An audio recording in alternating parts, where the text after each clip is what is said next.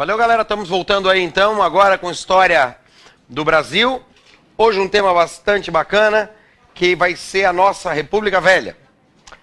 Galera, a gente na aula passada viu que a monarquia era sustentada por três pilares. O exército, a igreja e a elite. Por conta de desacordos no fim da Guerra do Paraguai, o exército se colocou contra a monarquia, perdendo então esse pilar aqui em 1870. Ainda na década de 1870, a igreja tirou o seu apoio à monarquia por causa da questão da maçonaria. Certo? Porém, a elite continuou apoiando essa monarquia. Por quê? Porque a monarquia, ela sustentava quem? A escravidão. Então, a elite sustenta a monarquia porque a monarquia sustenta a escravidão. Em 1888, cai a escravidão, né? A Lei Áurea é assinada, então a elite vai financiar o exército que, através da espada de Deodoro da Fonseca, vai derrubar a monarquia em 89. Aliás, amanhã é que dia, gente? Dia 15 de novembro, dia da proclamação da República, correto? Então, dia 15 de novembro de 1889, Deodoro da Fonseca derrubou Dom Pedro II, dando início ao que a gente chama de República Velha. A República Velha, galera, a gente vai dividi-la em dois períodos. Vocês viram aqui quais foram os dois agentes que se envolveram nessa queda: elite e exército, correto? Meus amigos, lembra do seguinte: aqui vale a moral do inimigo do meu inimigo é meu amigo. Aqui vale sim. O exército não quer mais a monarquia. A elite não quer mais a monarquia. Então, a monarquia é o inimigo comum dos dois, correto? Eles vão se juntar e vão derrubar isso. Agora, uma vez derrubada a monarquia, as vontades do exército e as vontades da elite se mostram antagônicas. Então, esses dois grupos, depois de derrubarem a monarquia, vão entrar em choque. Por isso, a gente vai ter dois períodos dentro do período da República Velha, que a gente chama de República da Espada e a República Oligárquica, mais conhecida como República do Café com Leite. Quem é que está no poder aqui, galera? Os militares. Quem está no poder aqui? A elite. Maravilha, galera? Então, só para dar um toque. Aqui é rapidinho, né? A gente só vai ter dois governos. Que governos? Deodoro e Floriano. Aqui a gente vai ter 11 presidentes. Show de bola, galera? Tranquilo, coisa mais querida? Pau na máquina. Gurizada, como eu falei para vocês, então, a República vai ser proclamada por Deodoro da Fonseca, que entre 89 e o começo de 91 vai ter o seu governo provisório. Dentro desse governo provisório, as duas coisas que podem aparecer nos vestibulares são a economia do encilhamento e a questão da Constituição. A economia do encilhamento ela é muito interessante. Vamos discutir um pouquinho a respeito dela. Galera, a gente viu também na aula passada que a principal tentativa de industrialização do Segundo Reinado não deu certo. Foi aquela feita pelo Barão de Mauá. Porém, né, com o advento da Lei Silva Ferraz, Mauá quebrou. Show de bola? Então não houve um desenvolvimento industrial durante o Segundo Reinado. Uma vez no poder, o que os militares vão propor? Que é necessário para o país se tornar um país autônomo, autossuficiente economicamente, coisa e tal, ele precisa desenvolver a sua industrialização. Então, quem Deodoro da Fonseca chama para montar essa industrialização? Um cara que é extremamente inteligente, apelidado de Asa de Aia, o grande baiano, Rui Barbosa, que vai propor o seguinte: para industrializar, é necessário que a gente financie através da emissão de moeda. Por que era necessário que o governo financiasse a industrialização? Porque a elite estava interessada nessa industrialização, sim ou não? Não. A elite estava interessada nesse momento no quê? Na exportação de café. O grosso da nossa elite é a elite agroexportadora. Show de bola? Entendem isso? Então ela não vai estar muito interessada na industrialização. O governo que quer industrializar, os militares que estão no governo que querem industrializar, não tem dinheiro. Quem tem dinheiro não quer industrializar. Então qual é a saída que o Rui Barbosa acha? Vamos emitir dinheiro, emitir moeda, para fazer essa industrialização. E qual era a ideia de Rui Barbosa? Rui Barbosa então pensou, vamos emitir moeda. Emite moeda. Correto? A emissão dessa moeda gera a indústria. Certo? A indústria gera emprego. O emprego gera circulação de capital.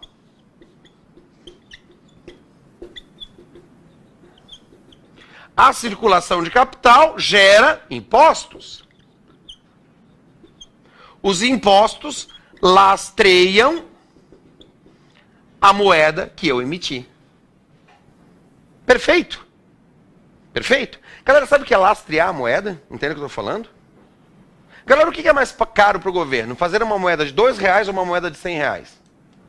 O que é mais caro para o governo? Imprimir no papel, R$2 ou R$100? Mesma coisa. Então por que ele não imprime só R$100? Que aí, lógico, acaba o nosso problema. Imagina, se todas as notas da sua carteira, bum, virassem nota de R$100. Não ia ser mais legal? Não ia ser bem mais divertido? Né? Por quê? Porque, galera, não adianta você ter um monte de dinheiro circulando se esse dinheiro não tiver valor. E quem dá valor ao dinheiro é o lastro. Hoje o lastro é calculado em cima de uma conta bastante complexa que se baseia no PIB. Nessa época era bem mais fácil. Você tinha que ter uma reserva de ouro. Então como é que funcionava? Você tem X quilogramas de ouro que equivalem a X moeda. Se você pega e emite mais Y, qual será a sua desvalorização? Porra, o Y, né? Óbvio. Qual é a única forma de você manter o valor? Botar o Y do outro lado também. Entende o que eu estou dizendo, galera? Então essa era a ideia. Eu vou emitir moeda, vou fazer a indústria, vai gerar emprego, o dinheiro vai circular, eu vou comprar impostos, vou comprar ouro e lastreio a moeda que eu emiti. Qual foi o grande problema? É que essa brincadeira parava aqui, eu emito dinheiro e aqui acabou o processo. Porque o camarada pegava o dinheiro, metia no bolso e não abria indústria nenhuma. Então lastreava-se. E o camarada ainda sacana que era, fazia o quê? Dizia que tinha indústria, jogava ações dessa indústria na Bolsa de Valores e a rapaziada ia lá e comprava as ações dessa indústria. A zona foi tão grande que a Bolsa de Valores mais parecia o Jockey Club. Daí o nome encilhamento. O que é encilhamento, galera? Colocar sela no cavalo. Uma alusão ao Jockey Club do Rio de Janeiro. Entendem o que eu estou dizendo? Por causa do tamanho da zona que foi feita por conta da falta de fiscalização. Agora entendam, meus amores. Quando isso aqui cair na prova, geralmente cai como? O encilhamento é uma política criada por Rui Barbosa, que visava a industrialização, através da emissão de moedas. Porém, como não houve o lastreamento, gerou uma grande crise inflacionária. Crise inflacionária que em 1891 chegou a 100%. Show de bola, galera? Tranquilo, coisa mais querida? Dúvidas? Toca o baile. Outra questão que pode aparecer de Deodoro da Fonseca ainda no governo provisório é qual? A questão da Constituição de 1889. A primeira Constituição promulgada do Brasil. A primeira Constituição republicana do Brasil. Certo? A gente vai fundar aqui a República Federativa dos Estados Unidos do Brasil. Qual é o grande barato dessa Constituição? Ela acaba com o voto censitário. Ou seja, o voto não é mais uma questão de ter dinheiro ou não. Então todo mundo vai poder votar, correto? Não. Quem não vota, mulheres, menores, mas eu vou botar o que vota hoje, tá? Porque menor só de 16, né? Menor de 16 não vai votar mesmo. Mas assim, mulheres, analfabetos. Tá, então vamos fazer o seguinte para ficar mais fácil. Mulher vai votar a partir de quando? 34, na Constituição de 34. Analfabeto vai voltar a partir de quando? Da Constituição de 88. Certo? Agora. Então, não votava mulheres, analfabetos, soldados e clérigos. Show de bola? Esses todos aqui vão começar já também na 34 votar. Show de bola, galera? O que significa dizer isso? Que só entre 2% e 4% da votação, dependendo do período da República Velha, de 2% a 4% da população votava. Então não é mais voto censitário, mas basicamente só a elite continua votando. A elite é a classe média. Show de bola? Tranquilo? Entenderam isso? Esse é o grande barato dessa Constituição. Outra coisa que é importantíssima nela, também é relacionada ao voto, que é o voto aberto. O que significa voto aberto, meus amores? Não é aquela coisa hoje lá que você vai mocosadinho para votar no camarada, tchuc-tchuc, entrar na camisinha, vota lá, tchuc-tchuc, e ninguém vê nada. Certo? Você tem que votar e tem que dizer, estou votando no fulano de tal. E botar na urna. Para que é feito isso? Para evitar fraudes eleitorais. Lógico, né? Para evitar fraudes. Na verdade, isso é que vai gerar uma série de problemas, né? Mas a ideia era evitar as fraudes. Massa, galera? Tranquilo, coisa mais querida? Vamos andar com a matéria, então. Não, volta. Como é que volta? Agora não sei mais como volta. Pronto. Onde é que é a setinha? Mais para baixo. Isso, volta. Olha só que legal. Passou? Foi. Pronto. Meus amores, olha só. Floriano Peixoto. No governo de Floriano Peixoto, é interessante que você perceba que vai ser dito lá, né? Floriano combate a inflação. Combate. Ele vai derrubar a inflação de 100% para 50%. Continua a inflação alta, mas ele dá uma porrada na inflação. Mas o que cai sempre de Floriano Peixoto? As questões das revoltas. A segunda revolta da Armada e a Revolução Federalista. Por que essas revoltas acontecem? Porque o governo de Floriano Peixoto ele é inconstitucional. Por quê? A Constituição de 1891 ela dizia o quê? Que se caso o presidente eleito ficasse menos de 2 anos no poder, o vice-presidente teria que convocar novas eleições. Deodoro da Fonseca ficou como presidente provisório de 1889 a 1891. Em 91, ele foi eleito pelo Congresso como presidente. Porém, pediu mais emissão de moeda, o Congresso negou, ele fechou o Congresso, sofreu uma grande pressão e renunciou, 9 meses após a sua eleição. O que tornava função de Floriano fazer o quê? Nova eleição. E ele fez isso? Não. Tomou o poder. Quem reclamou, os estados que os governadores reclamaram do seu governo, ele ainda fez o quê? Trocou esse governador por interventores. Quer dizer, o cara elege o governador, tem o governador tirado e é posto um homem de confiança de Floriano Peixoto. O que gerou mais revoltas ainda. Então, entendo. Caiu Floriano, geralmente cai a segunda revolta na Armada ou a Revolução Federalista. O que aconteceu aqui? Segunda revolta na Armada. Custódio de Mello, quando Deodoro da Fonseca fechou o Congresso, pegou os canhões da Armada Carioca, apontou para a capital e falou, filho, zarpa. E ele fez o quê? Zarpou, renunciou, né? Quando Floriano chega ao poder e se mantém inconstitucionalmente no poder e troca governadores por interventores, Custódio de Mello faz a mesma coisa de novo. Pega os seus canhões, aponta para o Rio de Janeiro e fala, filho, sai daí. O que Floriano Peixoto fala? Vem tirar. Né? E o pau come, então, no Rio de Janeiro, no que a gente chama de segunda revolta da Armada. Certo? Enquanto isso acontecia no Rio de Janeiro, no Rio Grande do Sul, eclodiu a Revolução Federalista. Por que eclodiu a Revolução Federalista? Rapidinho. Existiam 2 grupos que disputavam o poder no Rio Grande do Sul, os federalistas e os republicanos. Show de bola?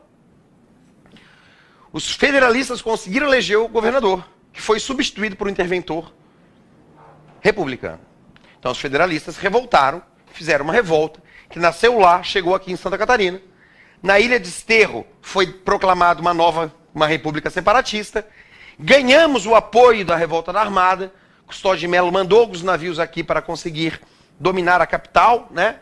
Então os revoltosos federalistas dominaram a capital, fizeram daqui a capital de uma república. O nosso governador Hercílio Luz foi para Blumenau, onde governou para Blumenau, e Desterro ficou tomada pelos revoltosos. O que Floriano Peixoto fez? Mandou para cá o seu cão de guarda, um camarada chamado Moreira César, que passou o rodo em Desterro. Passou o rodo. Só em Atomirim foram 185 fuzilados. E nego da estirpe, de alta estirpe, aqui da alta sociedade catarinense, como é o caso do Barão de Batovi, né, que foi fuzilado lá dentro. Matou tanta gente que o pessoal começou, de fato, a revolta foi se dissipando. E ele continuava matando gente, certo? Aí Hercílio Luz teve a excelente ideia, para resolver esse problema, de fazer uma homenagem a Floriano Peixoto, dizendo o quê? Que o povo de Desterro adorava ele. E deu a ele o quê? O nome da capital de Santa Catarina, que passou, a partir de então, a ser chamada de Florianópolis. Nós vivemos na capital que tem o nome do cara que mais mandou matar gente nela. Certo? É o maior absurdo do mundo chamar de Florianópolis. Só que eu pergunto a vocês, quem é que quer passar o verão em Desterro? Né? O cara fala Floripa, a rapaziada lá do Rio de Janeiro, de São Paulo já pensa, pô, Floripa, praia mole, petiuca, maconha, pá, né? Aquela galera só pensa merda da gente, né? Entenderam o que eu tô dizendo, gurizada? Show de bola? Floripa não muda o nome, muito mais hoje em dia, muito mais por uma questão do turismo mesmo, tá? Ligado ao turismo. Vamos lá que tem muita matéria ainda.